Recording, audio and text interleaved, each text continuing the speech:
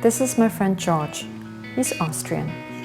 15 years ago, we spent every summer together with a group of climbers.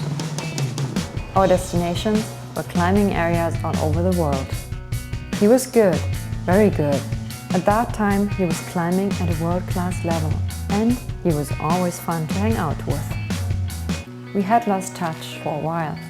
This spring, his email caught me by surprise. He was on a road trip. And he's a dad now.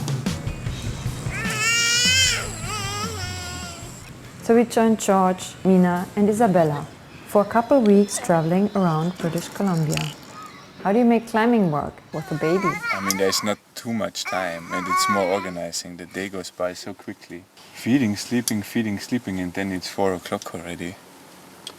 And then you do your climbing. Mina is a physiotherapist. She has her own clinic in Vancouver. She's a passionate climber herself. He just has to go. Even if you only have 2 hours and the sun is shining, he gets all antsy if he has to go to the boulders. Memories spring up. South Africa. Georg couldn't wait to get on the rock. On our second day, he red pointed the hardest route of the country. Well, I sometimes motivate myself with climbing hard stuff now, if that's the bouldering. When I do something alpine or even sport now, or trad, it's pure fun. It doesn't matter to me at that point if I climb better than before.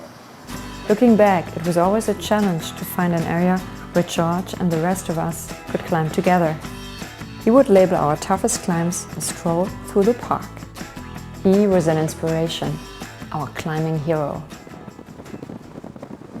Most people settle down once they have a kid. Georg and Mina rented out the house in Vancouver and moved into the van.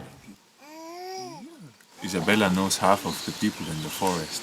When she was young, we just put her in the recycling bins and throw some toys in there and put them on the base of a boulder. And Mina gets really happy if she sleeps long, so I shake the best out of me here. Georg and Mina take turns watching Isabella. The day is clearly structured, even if you have the lifestyle of a gypsy. We were coming here the other day with a few people and we found this really nice problem, but only tall guys can do it. We were just trying to climb that, but we ended up playing the whole time with that one here. We call it the rolling stone. You just grab that, just grab it, and you can do... That's about V5, I would say. That's my project I was trying for a year now. The moves, they are all V10 moves. They are not really hard, but it's just no one where you could really jog for the rest of it. Georg was never interested in professional climbing or sponsorship, even though he could have easily pursued it. Spending time with him now, he still downplays any climbing accomplishments. It's only Isabella who gets to judge his personal records.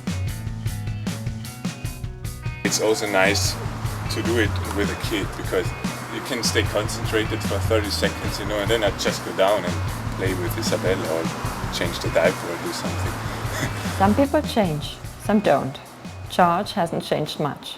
Besides climbing, he has always had another long-time addiction. Mine is sugar, for sure. It was already when I was a little kid on the birthday parties, I ate so much cakes that I couldn't play for the first little while with the other kids because I just sat there. I want a backup. The last destination we traveled to together is on Vancouver Island. Sport climbing at Horn Lake.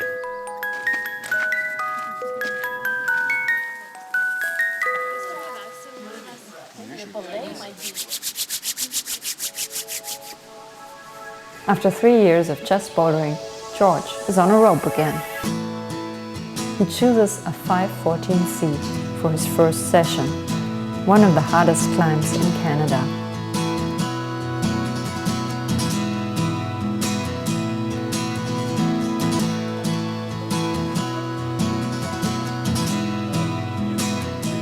It was great to catch up with Georg again. I always admired his free spirit and laid-back attitude. Fatherhood hasn't seemed to change him much.